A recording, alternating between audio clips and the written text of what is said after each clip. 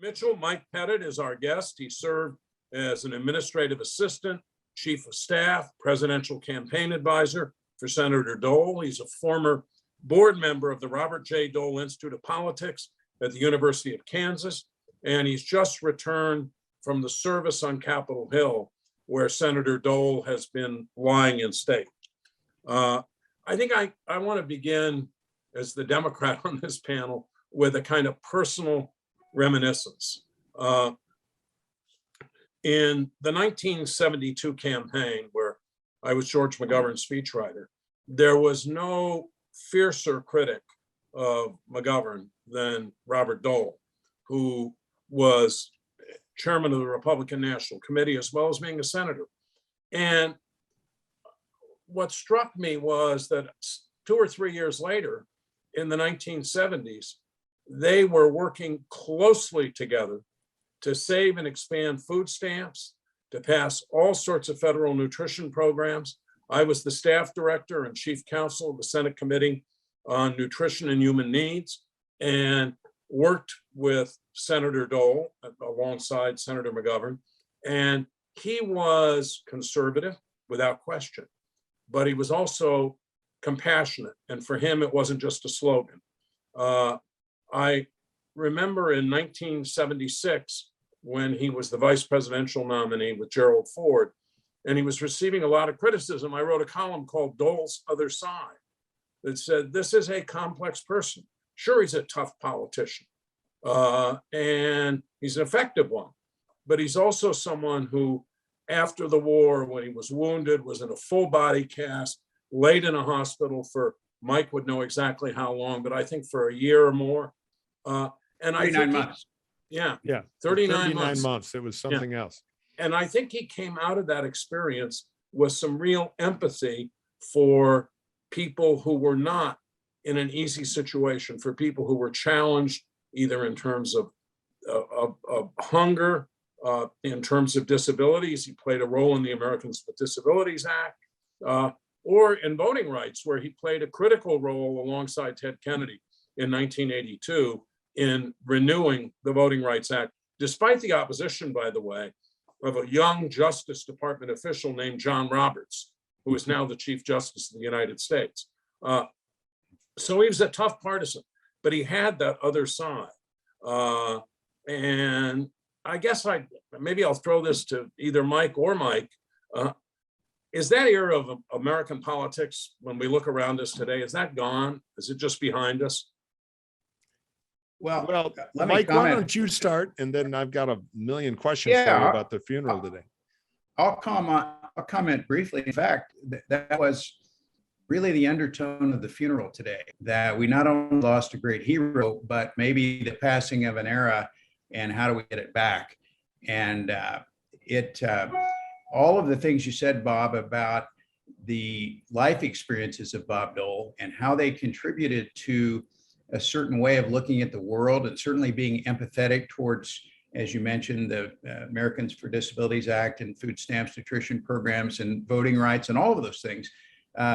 President Biden did actually a brilliant job of tying all that together today. And I really give him great kudos. I think he summarized Bob Dole eloquently, and did a really nice job of kind of saying we need to get this back in the country. Yeah, heroes like Dole, the last favor they do us is when they pass, there's a celebration and a remembrance, and it can inspire people. I mean, I was watching on television. I couldn't get there today, which bothers me because I wanted to be at the funeral. And I looked at the crowd. You even saw, of all things, Ted Cruz and Amy Klobuchar sitting together, amicably chatting on television. Now, I'm sure Twitter will explode with hatred and rage about it, but fundamentally, we need a lot more of that. And that moment is gone right now, but it doesn't have to be gone forever. I mean, the highest compliment I think I could give of Dole, I worked for him twice, by the way, by way of background. I'm so old. Mike and I go back in Dole world. I was with him in 87 in his first, and 88, his first presidential primary campaign. And then I worked on the general election team for him in 96. Got to know him pretty well, have tremendous respect for him. It was one of my favorites in a career where I got to work for a lot of interesting people. But Dole was a practical politician. And, everybody says politician is a bad thing. Well, the root of the word, the real meaning is somebody who practices politics, hopefully as a way to bring people together to find a compromise and move the ball forward. And Dole was, as a Kansan and as with his background, was eminently practical. It was not about some grand ideological vision or fighting for the sake of ideological visions. He was a conservative, but he was a patriot. And I always thought the secret nickname he ought to have, and Mike, you had a right-hand seat to all this, but he always reminded me when I would hang around a little bit in the Senate and watch him operate the other senators, it was kind of like Sarge Dole, because it was like, all right, we got to get this darn thing done. You put the newspaper down. Come on, go. How many? Well, we got to get them. And don't have the votes, you don't have a bill. Chop, chop, chop. And it was kind of that in-charge guy taking care of everybody. But he was about getting to the next thing, accomplishing something, and working through the politics of it. And that is a skill we could use a hell of a lot more of today. He as you know, Mike, we filmed some stuff in the last year of his life, and part of that included just asking him, what did he want to talk about? What did he want to be remembered for? And he always went back to the fact that when he started in the Kansas legislature in 1951, he had become a Republican, not necessarily because he was a Republican. His parents were New Deal Democrats. And he kind of looked around in the county and he said, oh, you know what? There are more Republicans here. I think I'm a Republican. But he went to Topeka and joined the legislature. And a reporter asked him on his first day, what are you going to do while you're here? What's your agenda? You're kind of a young man right out of the war. And he goes, well, I think I'm going to sit around for a couple of days. I'm going to watch and I'm going to listen. And then I'm going to stand up and I'm going to do what's right. And for him, doing what's right always meant executing and getting to a solution. And he said, you can't get to solutions most of the time if you don't work across the aisle. He worked in the Senate for a lot of years when they had 38, 39 Republican senators. And if you wanted to do anything, you had to build bridges and work across the aisle. And that was a natural for him. And, the nutrition program that you talked about, Bob, and you played such a role in, he was a skeptic about that. And they went to out on field hearings. I think it was 73. And Dole said, you know what? They're right. And George is right about this. And I have a great story that I wouldn't have told you, but traveling around with Dole in the early 80s, we would run into people that would say always harsh things about, just as they say to politicians. And some guy came up and say, well, we finally got rid of that George McGovern. He was a communist and all that stuff. And Dole stopped and he said, don't ever talk about that man that way. He was a hero in World War II. He flew B-24s. He was one of the great leaders. We disagreed about policy and we didn't always do the right thing, but we also agreed on a lot of things. Don't ever say that again in my presence. I was really impressed. I was a young kid and was just starting to travel with him a little bit on the campaign. So, well, they had a real personal relationship that came out of that legislative process. Right.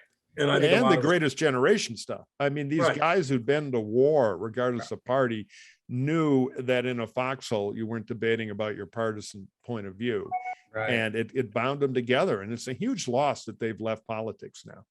Yeah. Well, I think that the great challenge is how do we overcome polarization that is so profound that if you, for example, were to do what Bob Dole did with George McGovern back in the 1970s today, you'd probably be primary in the next Republican primary. And so it makes it very difficult to move the ball forward. Well, I think it does. And I think, people today, there's a lot of news about, the former president, going after everybody if they do anything. If they, if you congratulate somebody for winning an election and you're Netanyahu, you're on his bad list and all that. The fun thing about these funerals is you get there a couple hours early, talk to all kinds of people and you catch up. And I talked to one former, you'll figure this out, he's former senator, now governor of a Midwestern state. And we talked about politics for a long time. And I asked him if they were, doing all the voter suppression stuff in his state and all that. He said, well, not exactly and all that. And he just turned to me and he said, what are we going to have to do to make this better? And I said, I don't know. Somebody said last week that it's a fever and the fever has to break. So, that's kind of, he said, well, that's a great way to put it. It hasn't broken where I live. So, Yeah, it's funny with digital media and the cable television. In Dole's day, you put on your political show out publicly, and then privately you'd get to work, and you had a lot of relationships across the aisle and friendship and all that. But now that it's so ubiquitous, every elected has to act like a furious primary voters at all times and all places. And I find, and nobody ever believes this, but you've both lived inside politics. Most of the personalities who get into politics are kind of gregarious people, kind of want to get along. And I think a lot of them feel trapped in this system, where they are afraid to be seen together because Fox News will go beat them up, or the squad will be after them, or whatever it might be. And I think there is an internal fatigue, but they don't know how to work around their primary voters. And but I did see a little of that in the crowd today. And Mike, you were there. Tell us a little bit about what it felt like to be there. I'm sure you saw a lot of our old friends from Dole World and everything. I saw a bunch on TV.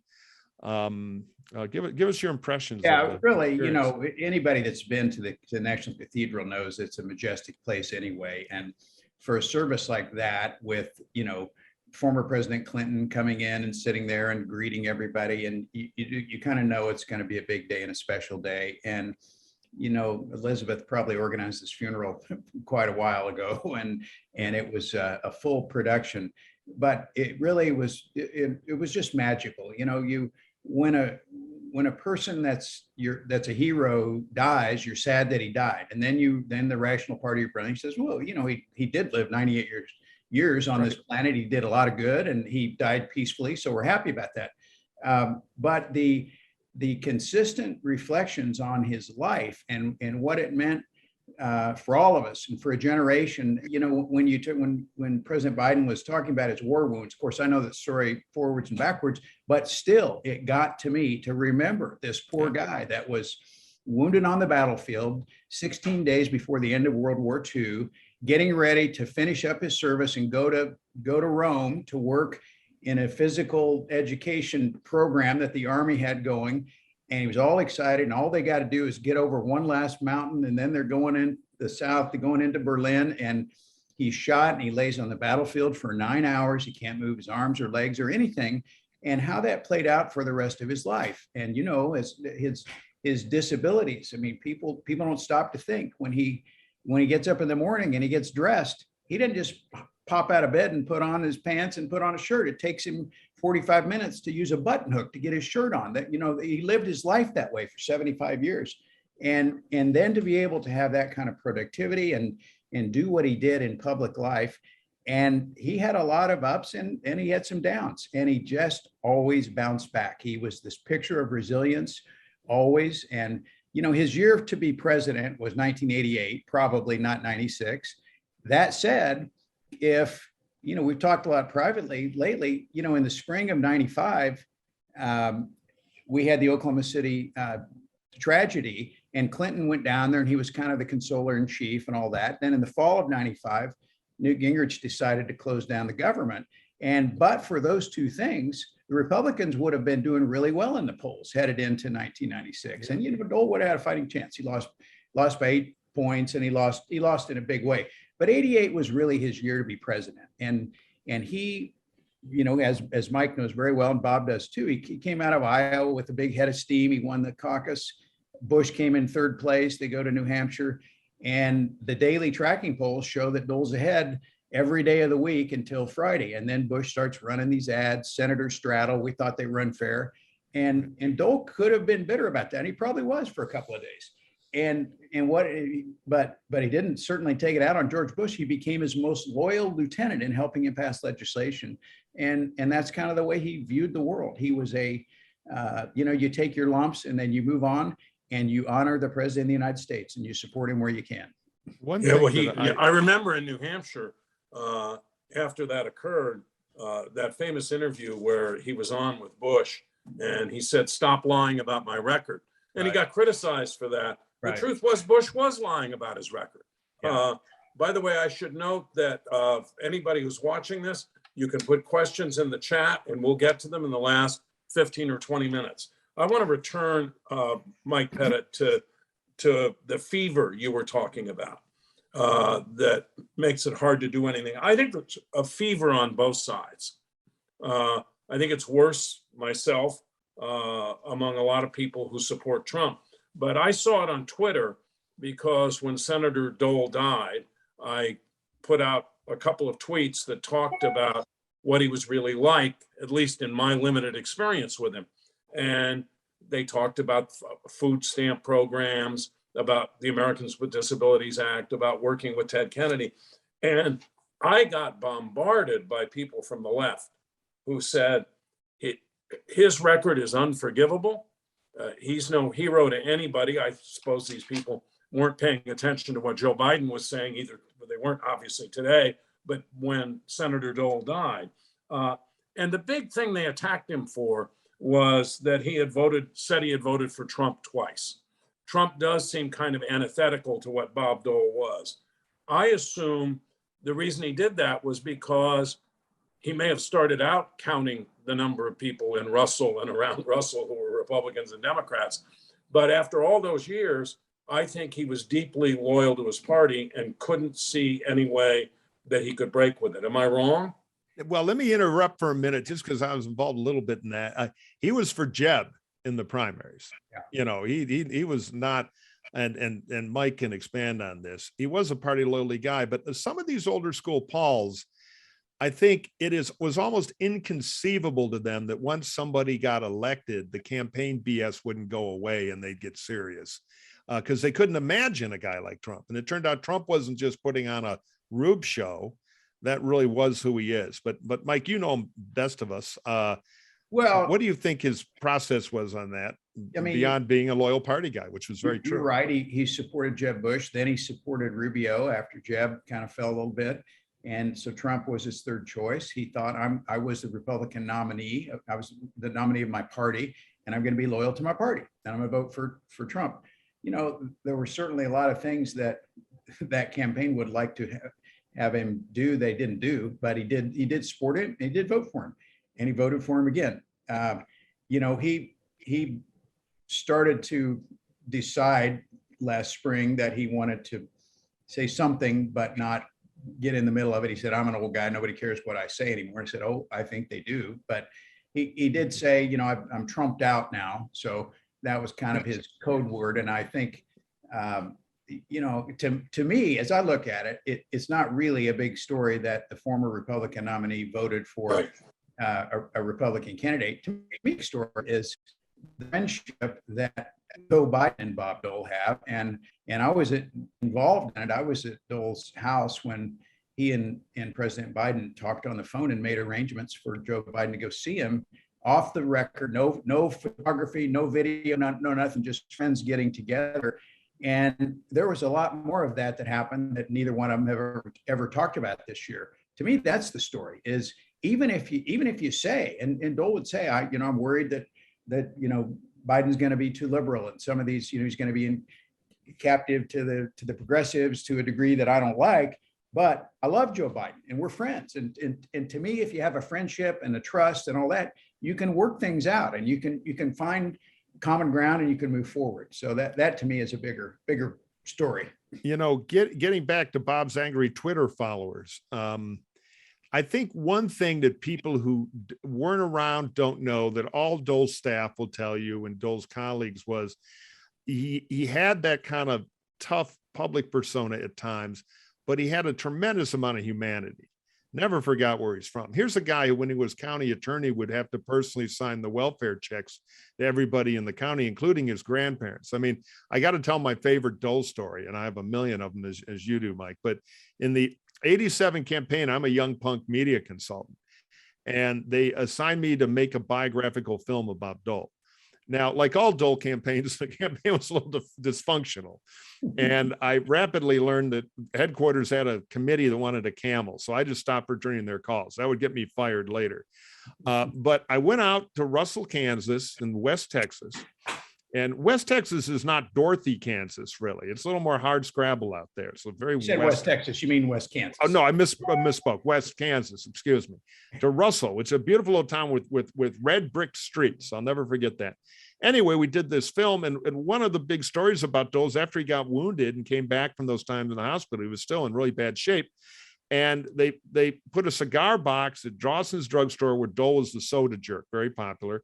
And people gave money because a pioneering surgeon in Chicago, Dr. Kalikian, had offered to do some revolutionary surgery on him because neither of his arms were functional. So anyway, long story, one farmer gave a duck, by the way, didn't have any money. Dole went up, 7 operations, tough recovery, but it happened.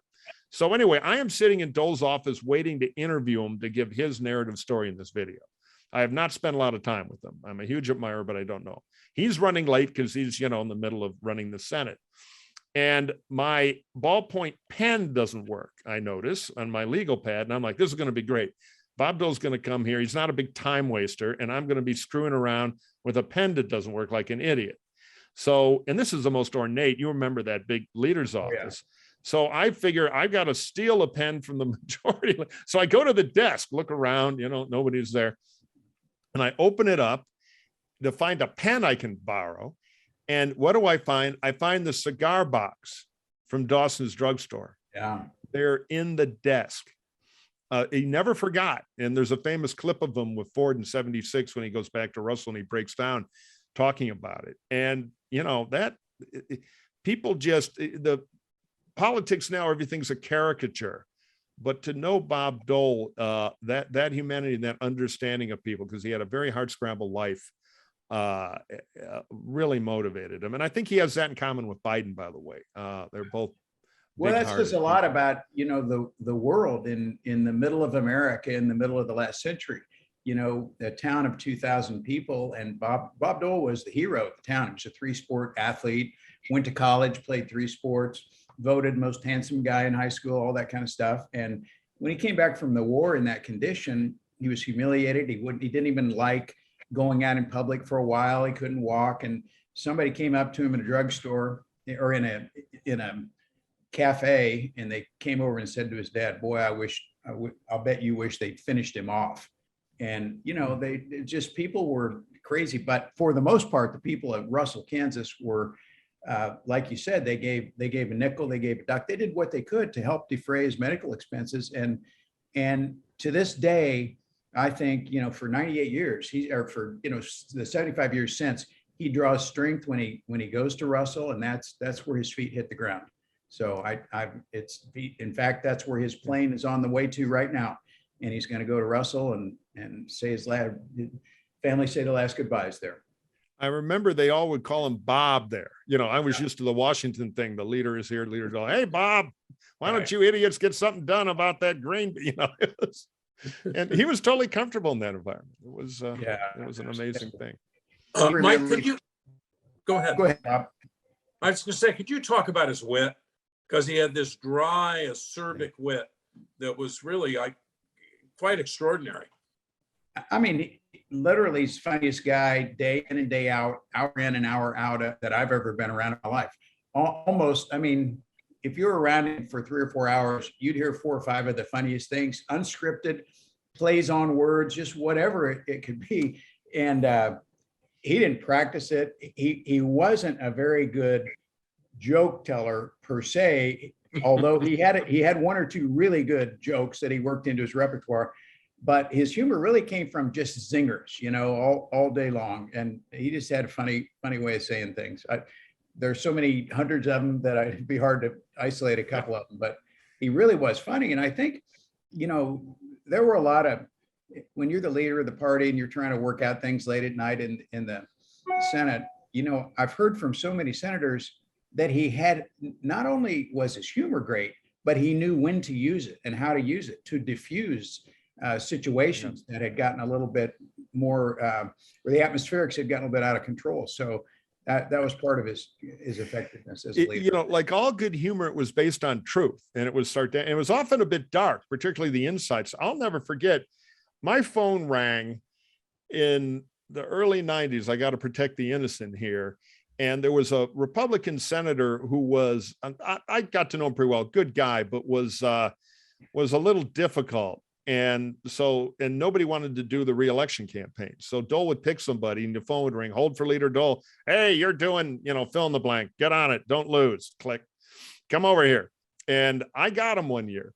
So I got the come over here. And I went over and he was standing off the Senate floor with a couple of his cronies, Durenberger, and I think Phil Graham or something. And it was like, yeah, Mike here, he's going to get, this senator reelected, his problem now. So let's find him. Durenberger, you check the floor. Graham, you check the gym.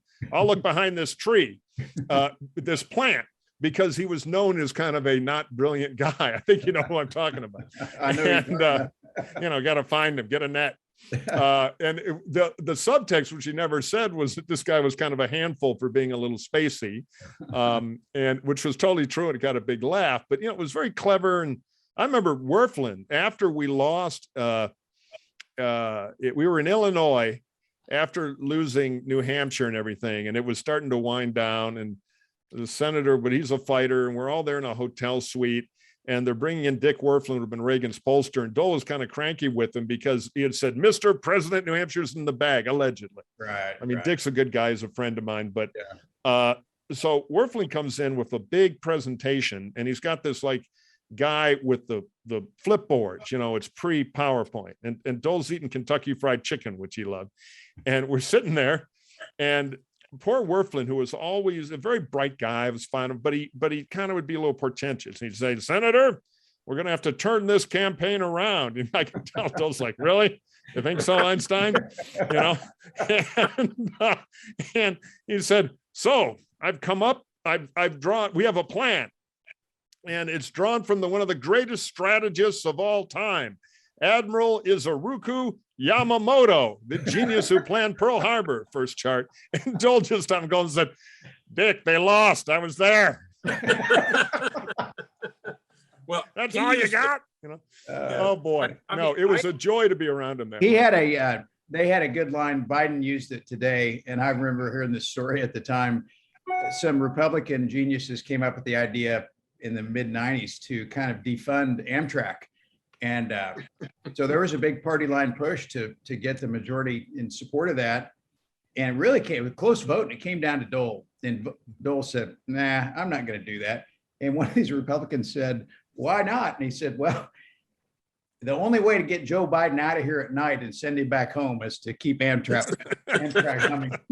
Well, the truth is, I think in the 70s, which is when I knew him, that humor worked and that wit worked, not just with Republicans. I mean, people like Humphrey and Ted Kennedy and McGovern and a whole variety of Democrats. I mean, people that we think of as giants of the Senate, and Dole was one of them. He was a giant of the Senate. They love sitting around talking to him. That's something else that I think has been lost these days. Right. You mentioned Klobuchar and Ted Cruz, or Mike did, sitting together. I don't think that's nearly as common as it was when he was in the Senate, when he was a Senate leader. Right. Well, another thing, structurally, if you think about the House, so they schedule votes in the House where a member can be there from Tuesday to Thursday. So they don't really live in DC anymore. Their kids don't go to school there, which is fine, but there's no socializing really. It's go in, do your political performative art and get out of town. And, it's not conducive to the kind of relationship building that's really necessary to have the trust and all that to do what you need. I think one reason Dole was popular among colleagues too in the Senate was he always had the right, unpretentious attitude that they were all kind of in on a bit of a joke together because of the absurdity, all the egos and everything. Yeah, I mean, I heard him tell a funny thing about, when you probably heard this one from him, Mike. He was a young congressman from Russell, Kansas. And he said, my first day, I'm walking around the, statutory hall, looking at all these portraits and all these great people. And I thought, how the hell did a, kid from a nothing small town in Kansas ever get here? 4 days later, and for the rest of my career, I was thinking, how did all these other idiots get here? And he had the right kind of irreverent, never pretentious. And I think it just made him, he was kind of a natural. That's why I always wanted to kind of, I never call him, but that Sarge thing, he was always kind of a natural quarterback of, all right, we're in this crazy situation, so here's what we're going to do to get out of it. And that is so critical to a legislature. And now they just all talk about, you know, what kind of makeup pad they use on Fox, and they got another hit at 4 o'clock. He was the happiest he's ever been in his life when he was the leader the first couple of years. And they had 3 or 4 balls in the air at the same time. And he'd all have people working on different things in different rooms. And he'd go from one meeting to the next. He'd throw in about 5 words, and that would account for all the direction he was going to give. And he was stirring the pot on all these conversations at the same time. He loved it. He was so good at that. I remember the old phrase, "What's cooking?" Yeah, what's cooking? Yep. He'd walk through the office every day. And I mean, you talked about the campaigns being a little dysfunctional. I mean, really, Dole was such a unique guy. He was really his own chief of staff. He was the center of all the energy was him. And he would walk through the office and what's cooking, and, you know, where's my amendment? We got this bill coming up, and things. It was just political jazz every day. And, you know, always was criticized by the media for not having these great organizational and planning skills and vision and all that. But he was quite effective with his style. It wouldn't work for most people. He also had, go ahead. Just quickly. He also had a spontaneity that was totally authentic, even if it could sometimes be impolitic. I could think of his description of the pictures of the photo that was taken of Gerald Ford, Jimmy Carter, and Richard Nixon together. Right. And he described it as hear no evil, see no evil, and evil. I think that had to come straight out of him. Now, he used to be criticized a lot. And there's a great Nelson Warfield, one of his old press guys and one of the fellow consultant, has a good piece in the New York Times, I think yesterday, about it. The press was always like, he'd never run a slick campaign, you know, no messaging and all that, which was true. But the way Warfield frames it, which I think is right, is it was a virtue. Dole would never do the monkey tricks. Yeah. You know, I've had people come to me and say, hey, tell me what congressional district to move to so I can run there. Right. Well, and believe me, I was around, and you could never get Bob Dole to do what the campaign people wanted, which is the soundbite of the day, the catchphrase. But Alex Castellanos, who worked with me on the 87 thing, we were partners, once said, you know, the thing about this guy, he won't lie. Yeah. And that's true. You know, truth was always a part of his equation. He just was not a bullshitter. I've thought often that, I mean, there are a lot of reasons why they managed him that way in '96, but he wanted to break the shackles all the time. Yeah, he totally. would sometimes go out and say to the press, oh, don't pay any attention to what I'm saying. We're just trying to get some good video, that kind of stuff. They would laugh. But I've always thought that if he had done what McCain did when McCain first ran in 2000, just got on a bus and just spent all day letting people really see what he was all about, he would have come across as totally different. His political persona would have been totally different. I 100% agree with that. And I was in both places, and McCain was 4 years after 96. And, you know, McCain loved Dole and traveled with him and all that. And I think McCain in 96 saw Dole trying to be himself. Right. You know, it's the same problem Fritz Mondale had and some of these other guys, that the cleaned up and branded version of him was not nearly as interested, and people could tell they didn't believe in it either. And I think you're right. If Dole had done the grown up, gonna be me honesty thing, been himself, he would have done a lot better. Yeah. So, you know, I've thought a lot about this when he lost in '96. You know, people said, well, he was too old. He wasn't really a very good campaigner. You know, Clinton was too good and all of that. And yet he still retained the respect of everybody. But now, you know, he's become, I think as he aged and as the country changed, I think people kind of appreciated him even more the last 20 years of his life, if you will. So, you know, since you mentioned we're talking about the '96 campaign, and I can't do the exact line, I thought he gave an extraordinary acceptance speech that year. But he had a line in it, and it was something like, if there are those here in this hall or in the Republican Party who don't share a commitment to equality, to ending discrimination, to providing equal justice in America, the doors are right over there and you can walk out. I thought it was Right. an amazing moment. It was a kind of a repudiation of dog whistle politics. You know, that's a great point. In fact, I was with him last 10 days, 2 weeks before he died. And he was actually working on a message that he wanted to deliver about the white supremacists. And he said, you know, they're not, Reagan said, you know, they might be for me, but I'm not for them. Dole said, I want to say something stronger. He put out a final letter. I don't know exactly, I don't have it in front of me, but that's part of what he was trying to say. And he thinks that the Republican leadership has to be stronger in pushing away the wrong people. And that's going to be a key to their survival. So I remember that convention speech. He was proud of that. I remember the look. I was filming him from the hero camera position down on the floor, kind of looking up. So I was kind of the closest campaign goon around. And afterward, he kind of looked down just because I could tell he thought I did pretty well. And I gave him a big thumbs up. And because he wasn't a natural platform speaker. We used to have a joke on the press bus. Dole would be doing his stump in Iowa. And he would get into this parallel construction thing and go in a loop. And it would be like, you may be a farmer, you may be a mechanic, you may, and he was thinking about what the next thing was. And you may be a veterinary, the surgical expert. You may be a combine fan belt repairman. You know, he'd start, and it would go on and on and on. Right. And it wasn't, but when in a small room, like many of these great legislative leaders, he was superpowers. Yeah. But Bob, your line about, or Mike, your line about the convention, or one of you said, I'm not sure which, Dole said, gave a different speech in Atlanta in '96. And he just said, I will not rest until discrimination of all types is ended in this country. And I asked him about, recently we talked about that. You know, where does that come from in you? How does a boy from Western Kansas come to view the world that way?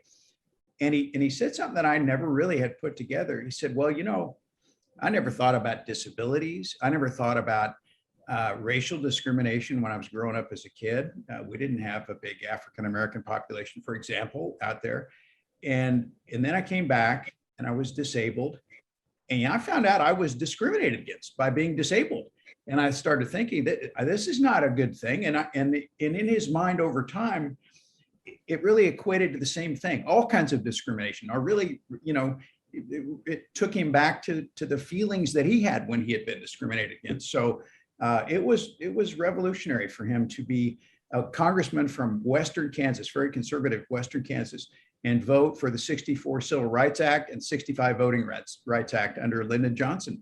And you should see the letters that are retained at the Dole Institute in Lawrence, Kansas, from angry constituents about that. And you know, I read some of those to him recently, and you know, it's hard to believe. So people, those were different times, but he always had the right instincts on those issues.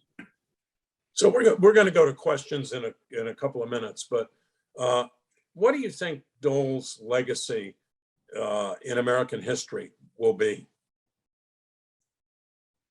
Well, I hope it's not the last great legislator that was willing to work across the aisle, because I hope there are more to come. But I think certainly, you know, if you look back at the last 100 years, what's the biggest thing that happened? World War II. He was the quintessential product of World War II and its aftermath. And I think his experiences begat a very sensitive, empathetic politician who wanted to make the world a better place and did it in a selfless way most of the time. And if you stack his record up and you look at the way he went about doing it, he was really exemplary. And you know, the whole package, so much of his legacy is the biography, but it's also the whole package of who he was. You know, the wit, the intelligence, the integrity, the character, all of those things that we want in our politicians, really, we had them in Bob Dole, and, Yeah, I and think he's sorely people missed. will be safe to call him one of the two greatest Republicans of the World War II combat generation, he and George H.W. Bush. Right. And interesting, they were both rivals, and then they grew closer later. You know, they, I think that is safe to say, and there were plenty of great ones.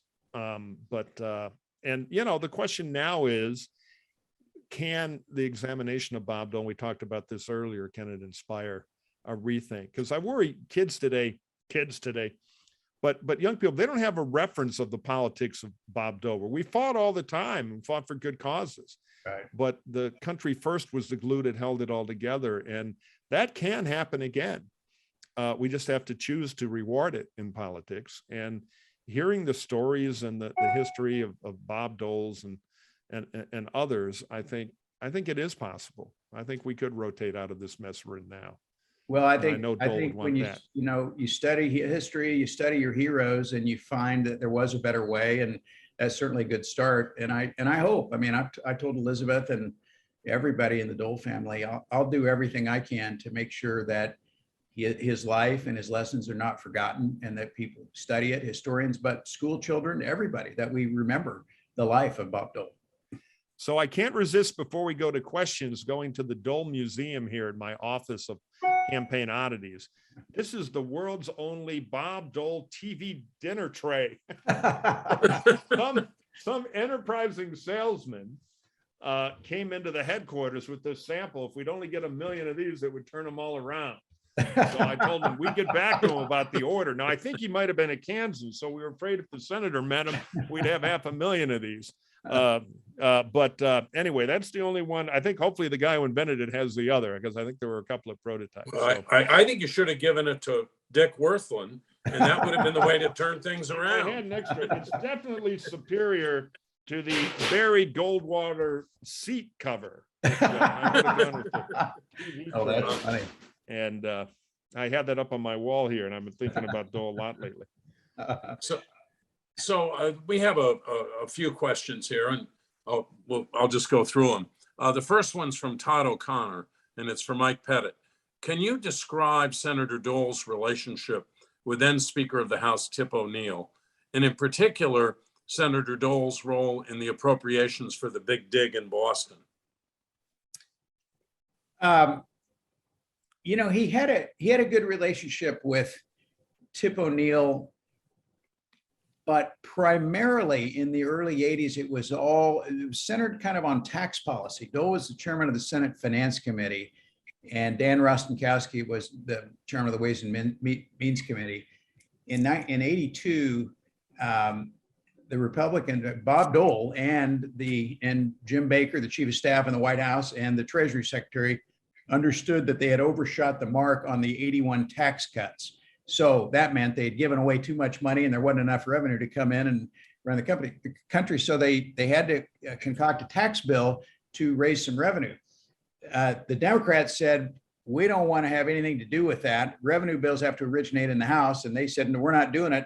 And so Dole worked with Tip O'Neill and Rostenkowski, and they said, listen, if we can take one of your bills that you've already passed, a revenue bill, and we can attach the tax bill to it, will you run it through the House if we pass it over here? So for about 6 months that year, the Democrats kind of had the control of the dynamic, and yet they were very easy to work with. So now I'd have to have my memory refreshed on the timing of the Big Dig appropriations. I remember going through Boston in those years, and it seems like it took forever, but I don't remember exactly the years of, when the appropriations went through and all that. So, yeah, I myself think that that's another reflection of the way the Senate and the House used to work.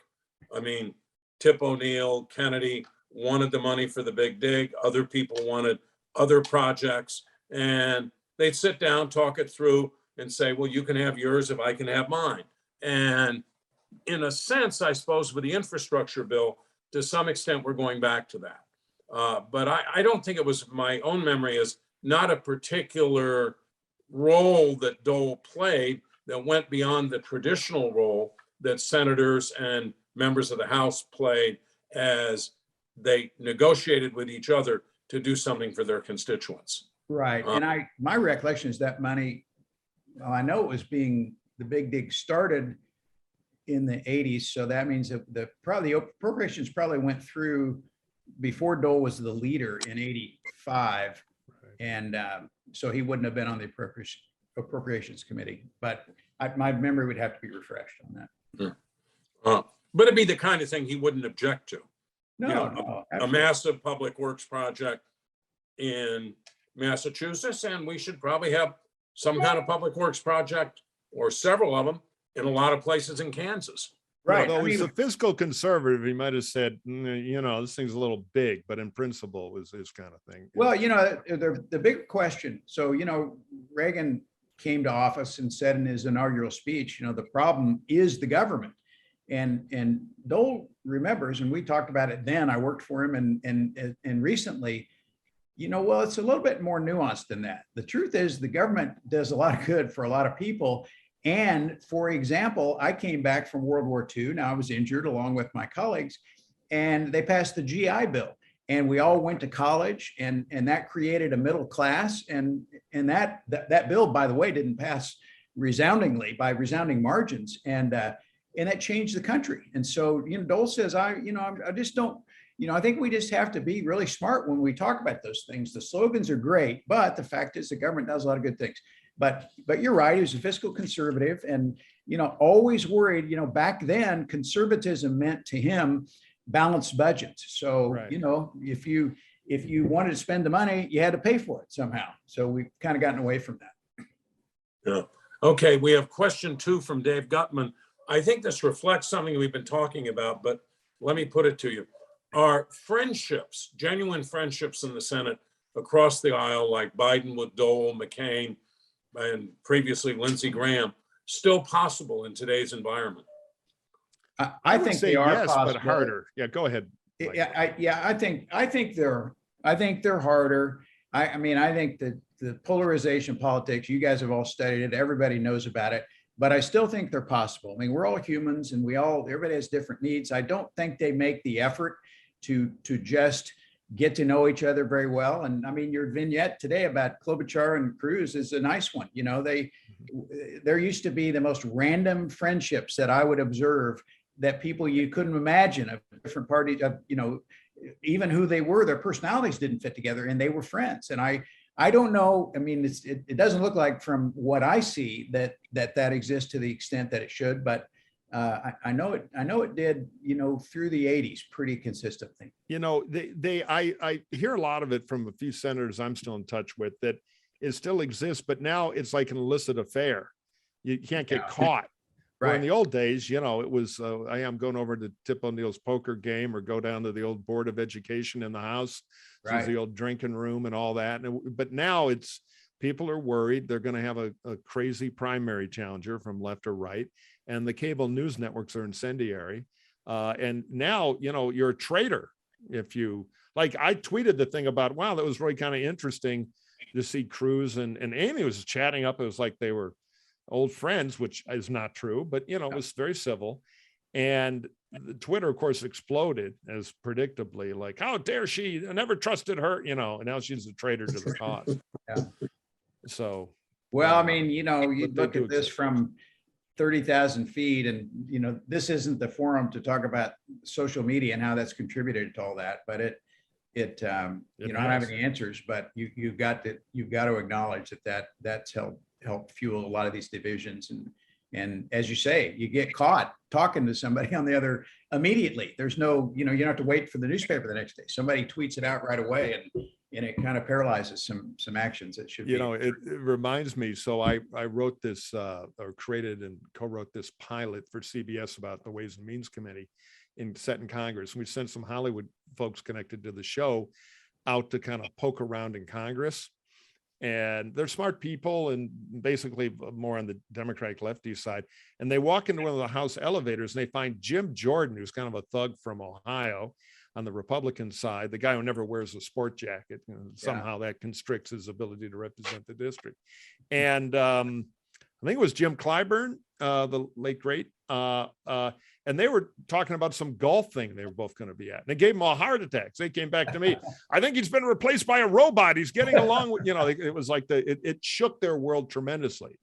But the minute they're out of the elevator, different direct, it's God forbid, a camera.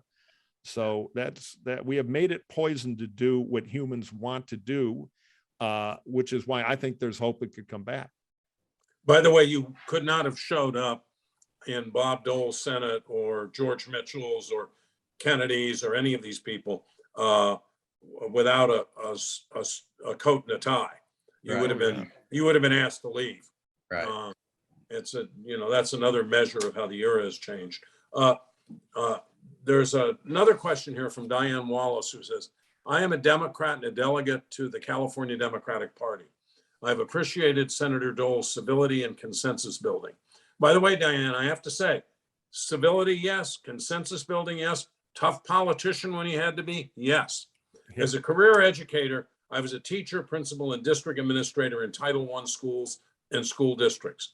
I'm wondering if you have any background information on the school breakfast and lunch program and how Senators Dole and McGovern worked together to get that passed. Mike, you want to go first, then I'll weigh in on this. Well, a lot of that happened before I worked on the staff, but I certainly know that, it was when I got there, these were pet projects that Dole worked every year to protect. And, there were, particularly in the early 80s, people wanted to cut back those programs. But the genesis of it was the field hearings. As I'm told, that McGovern, as the subcommittee chairman, had back in 73, 74, which resulted, I may be wrong, you would know more than I would, Bob, but didn't the first bill that they did maybe pass in 74, and then there were several other bills that passed, and then it was the matter of the annual appropriations protecting the money. Well, first of all of this, or a lot of this, started under President Kennedy, who they used to give out boxes of surplus food, so people would get 4 pounds of cheese or something, whatever was sitting around, and they piloted the food stamp program so that people could go shop for their groceries and use food stamps. By the early 70s, it actually existed, and there was a lot of resistance to it among conservatives. And you're right, I think those field hearings, and it was before I was there, but I think those field hearings although I was close to McGovern at the time, those field hearings played a big role in not only protecting food stamps, but in advancing things like the women, infant, children feeding program, which meant that, if you had a child and you didn't have money, somehow there was going to be food there. It was a really critical thing. And what amazed me over and over and over again in the time I dealt with Senator Dole on this was how strongly he felt about it. You say he started off as a skeptic, but boy, he became a convert. Well, I now remember something, because we talked about it. I remember asking him that question, and he said that while there had been anecdotal evidence about the way in which lack of nutrition affected brain development of children of certain ages, he thought the data got so good and was overwhelming by the time he really got into the issue.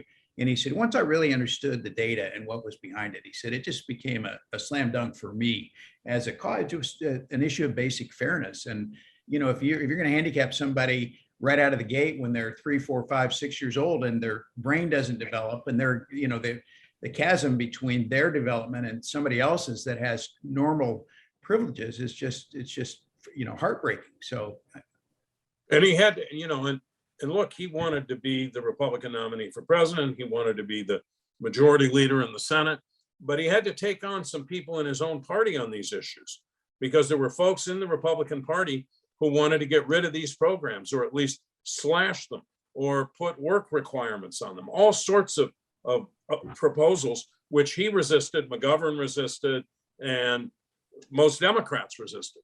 Right. So in a way, I think he took some risks doing this. They You know, weren't in the risks end, to him. He McGovern really, became- once he became committed to the cause, he loved it. If he was perceived as taking a risk to defend those programs, he loved that. He just felt like, well, that's who I am, and I'm not changing. I'm authentic, and like it or don't like it, but we're not wavering on this. Later in life, Right. McGovern became more politically conservative, so I give Dole credit for that. And Diane, as well, he got a small business. He had this inn, and he's like, all this paperwork. What was I voting for? So Diane, as a teacher, I'll give you one Bob Dole teacher story because I spent so much time in Russell filming everybody. I filmed one of his old teachers. I don't remember her name.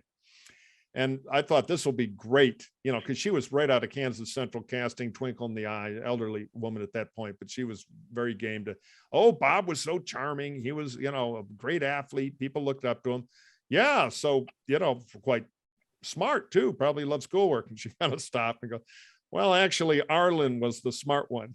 Yeah. Because Senator Arlen Specter came from that same small town. And if you listen to the accents they have, that Kansas twang, Arlen has the same accent as Bob Dole. Right.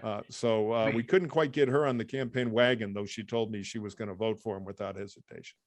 I have in my possession Bob Dole's IQ test when he went to officer candidate school. And it's never been written about anywhere, and I found it. And so he would have been considered surprised. It would surprise a lot of people to know that he would have been considered one of the very brightest presidents had he been elected. Oh, I believe that. I mean, So- in operation. I give you guys one more chance to sum this up. Say Mike, how do you come out of today feeling? Well, he had such a full and impressive life, but I was still sad just because what he stands for is what the country needs. And we're not making them like that anymore. We damn well better learn how to. I've worked for a lot of politicians. I've seen them behind the scenes, who they really are. And Dole's humanity and just so much about him always really impressed me. And I'm glad I worked for him early in my career. Because he was a very inspirational guy to work for. Well, I would echo all of that, Mike, and also say on a personal level, he still had things he wanted to say and do even at the age of 98. And you know, we talked last time I was with him. I asked him, we talked about the line, "Pay no worship to the garish sun," that Bobby Kennedy used at the '64 Democratic Convention to talk about Lyndon Johnson. And one of the McCain daughters talked about at the McCain funeral. Well, the garish sun is the, without mentioning his name, we know what that represents in politics today. So we were talking about, you know, using some things like that to say that the fever has to break in terms of the Republican Party, and how to say it, how to do it, you know, without being personal about it. So I think if we, you know, time this may work its way out in time, but today was a day to remember a time when things were better, and the government worked better, and people got along, and they did the right thing, country over party, more often than not, and more often than they do today. And it can be that again if we choose to have it. Quick final thing for you, Mike, before we wrap up. We're about out of time. Tell us a little bit about the Dole Institute. Maybe there's an online place people can go to learn more about the senator. I always recommend the Richard Ben Kramer book, What It Takes. Dole's own book about his wartime experience, One Soldier's Story, is excellent. But you're very involved in the Dole Institute out there in Lawrence. So how can people learn more and connect with the Institute? Yeah, it's a great question. In fact, I spent some time with the chancellor of the university today talking about it. Both Bob and Elizabeth Dole have donated all their papers to the Institute on the campus of the University of Kansas. Almost all of it is available online. I have researched and found things that I became mesmerized with. All of Bob Dole's personal letters that he wrote from stationed abroad during World War II before he was injured are there. And I mean, it's just amazing to read these original historical documents. the stuff in both of their records over time is a treasure trove for anybody that's interested in understanding politics, people, and history. And so I'm really happy to hear what you guys are doing. Bob, I have to tell you, I've spent the last day with Kim Wells, and we had dinner last night. He told me a lot about what you guys are doing at the Institute. I've got to get up there and see you. I live down in Orange County, so I'll come up and take a look around one of these days. But well, please come up. You. We really welcome you. And Kim Wells did yeoman's work in terms of all these nutrition programs in the 1970s. Right. One of the nicest and brightest people I've ever met. Right. He's the one that got me hired there in the first place, after he was leaving. So yeah. So on behalf of the center, on behalf of Mike Murphy and myself, I want to thank you, Mike Pettit. I want to thank all of you, because Mike, your reminiscences today were very, very powerful. And I'm glad you were able to be at the funeral. I made a mistake at the beginning. I said you were coming from the Capitol. You were obviously coming from the Cathedral. And I want to thank all of you in our audience who have been with us today and been with us all through the semester and all through this very fraught period in America. We'll see you in January. This is our last Bully Pulpit podcast of 2021. So we'll see you next month, and have a great holiday season. Yeah, have a tremendous holiday. And Mike, thanks so much. Thank you all for the opportunity. Great to chat with you.